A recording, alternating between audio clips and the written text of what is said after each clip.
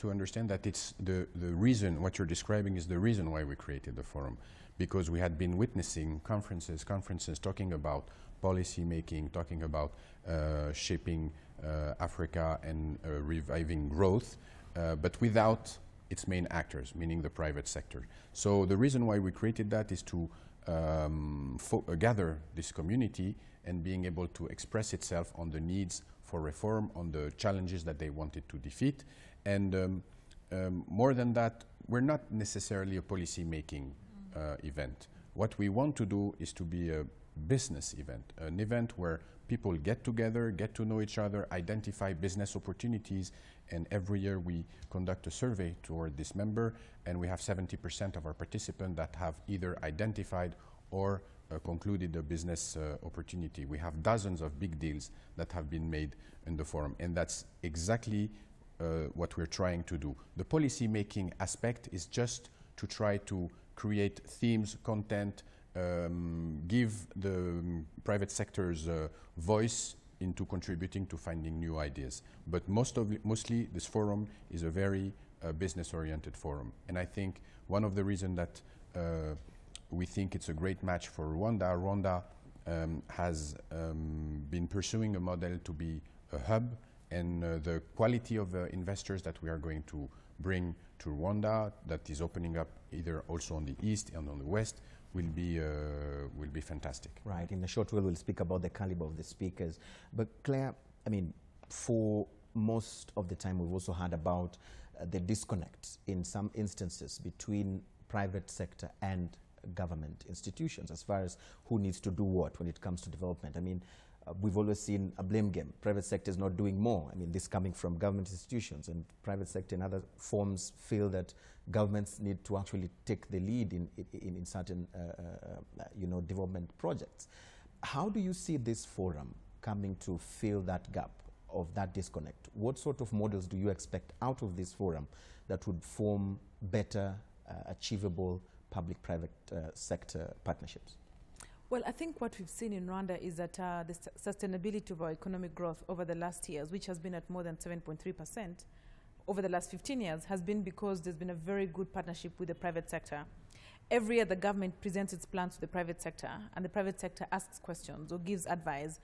When we do the doing business reforms every year, we don't just take a list of reforms to cabinet for approval. We actually work with the private sector and ask them, does it make sense for us to reform A, B, C, D, and they give us input.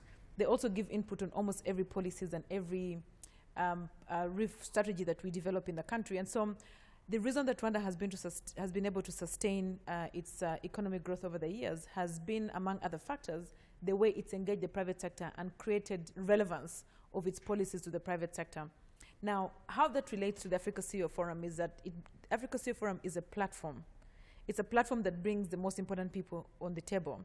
It brings policymakers, it brings private sector, it brings other players, international financial institutions on the table.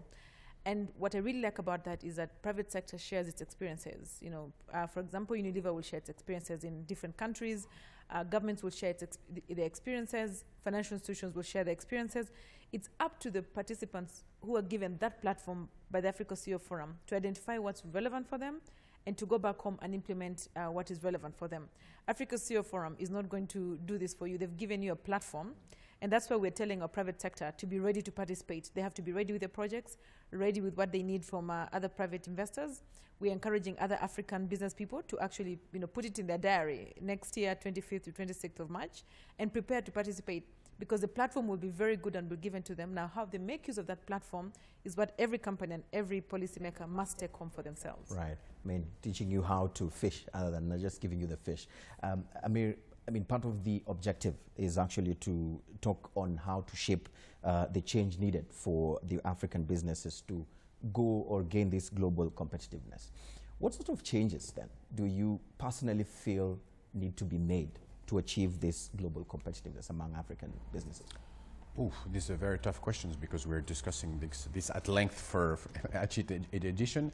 I think there are two levels at which you can discuss this point. At the policy-making level, we're talking about government, and the recent example of the CFTA is a good example of the direction where we need to go, especially in this new kind of fragmented world that is taking shape in terms of world commerce. The other thing is at the private sector level. I think we're reaching a kind of plateau for private sector companies in Africa. Mostly we had a great run from 2000 to 2015, seeing the rise of a numerous private sector family business getting bigger and bigger. But what is a specific issue for us right now is the transmission of this company. This company are mainly family business owned, and you have an issue that we are witnessing now. Most of them are being sold, and mostly sold to international investors. So one of the issue is how to give capital to enable them to continue to try to keep them within African capital, which is a very important issue. And the second issue in terms of modernization and going further is also how we can modernize the African company, how the African company can be at the level of international company in terms of a lot of things. Governance, to keep attracting capital, corporate citizenship in the way they contribute to society, leadership in the way they empower women to be also at the top level of executive, empowering a younger generation. So there's a lot of issue, but mainly the driver for me is competition, is global competition. Mostly, very often, people are satisfied, especially, let's talk quickly about the doing business thing. Doing business, everybody is satisfied with, okay, we're in the test. I don't want to say that because Rwanda is saying it, but Rwanda is doing it. But a lot of countries are very satisfied with slight improvement. But at the end of the day, when you look at the average position of African countries in the doing business ranking, it hasn't moved in 10 years. So some countries have moved forward, some countries have moved backwards, but we haven't done what we need to be at the global level of competition. So when we look at what we need to do in terms of country governance, in terms of companies governance, we need to look at who are our competitors outside. Comparing ourselves to Colombia, to Thailand, to South Korea, and not comparing ourselves to our immediate surrounding.